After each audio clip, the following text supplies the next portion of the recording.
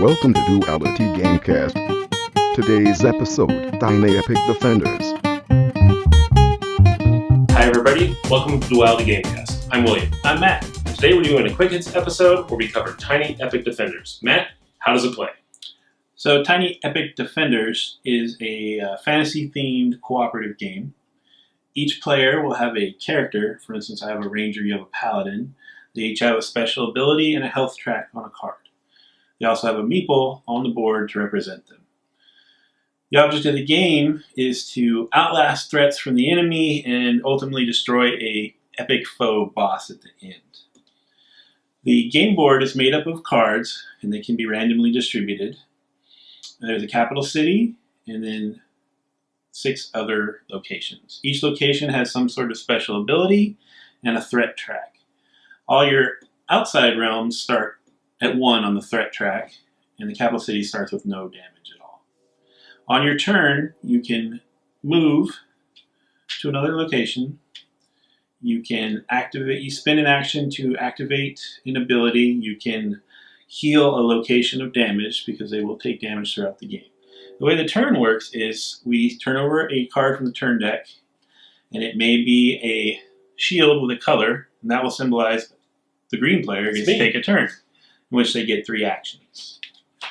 It also could be an enemy attack, and it will have 2 zones. For instance, this is forest and coast, and you raise the threat in those locations.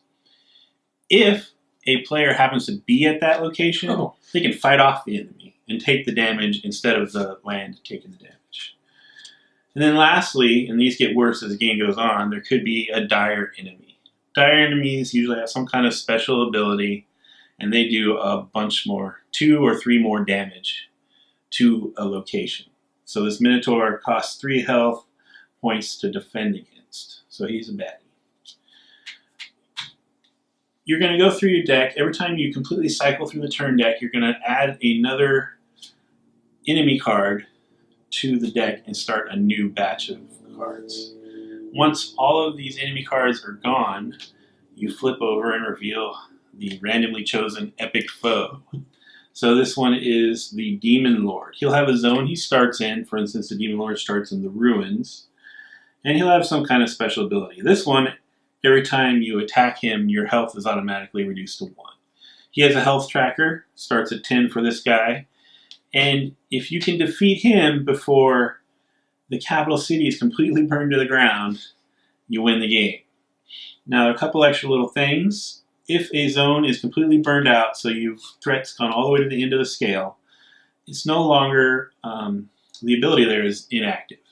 Any further damage that happens targeting that zone now goes to your capital city. Capital city cannot be healed the way the exterior zones are. So it's a balance of moving around, timing your actions right, and putting out these threat fires throughout. William, what do you think of the art and component quality? Well, the little meeples, it's a meeple. I like how they have actual little flame tokens for that, the little hearts. That gives you a little tactile fun that I love with it for the markers. The game is basically, there's some regular playing cards, and then there's some big cards. For what it is, because it's tiny, it's quick, it fits in a little tiny box, only about this big. It's great for that.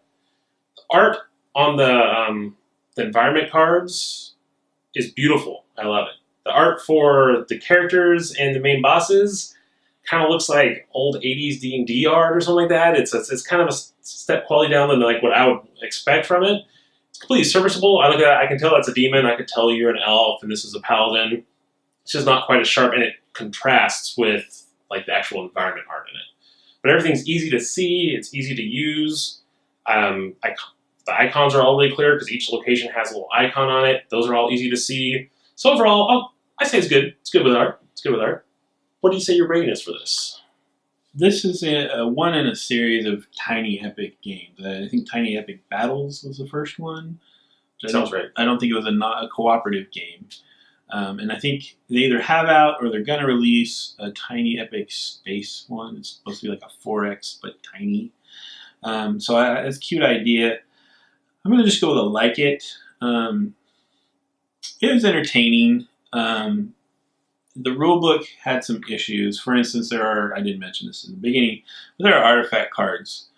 And the only way to get an artifact card, which has some kind of cool ability on it, is to defeat a minor, the dire enemy. So if you're in the right spot and the dire enemy comes up and you take the hits, you can get an artifact, which there's one sentence in that whole rule book at the end of a paragraph that tells you how to do that. That was a little frustrating. The rule book's not great.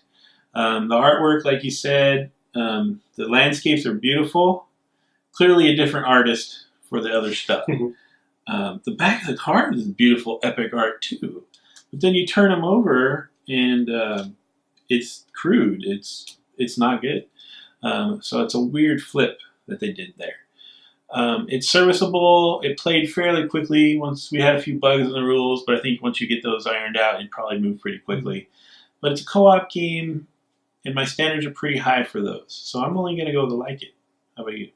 I'm going to go with a pass.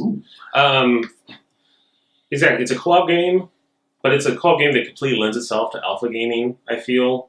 Since it's all just taking moves and kind of doing math and counting cards. Someone who's better at that or is louder at the table is going to tell you, like, well, there's more mountains. I need you to go to the mountains to do that. I need you to go here. I need to go here. That's the best course of action. And you can't really argue with the logic of it. And it feels like a game that a lot of co-ops do, that if you play with one person or if you play with 12 people, it's the same game. Yeah. Like you're not getting different people doing different stuff. You have more random powers, that individual heroes have, but it just didn't. It was a co-op game that felt like a solo game that you could just have 4 people all arguing over to play. So for that, a pass.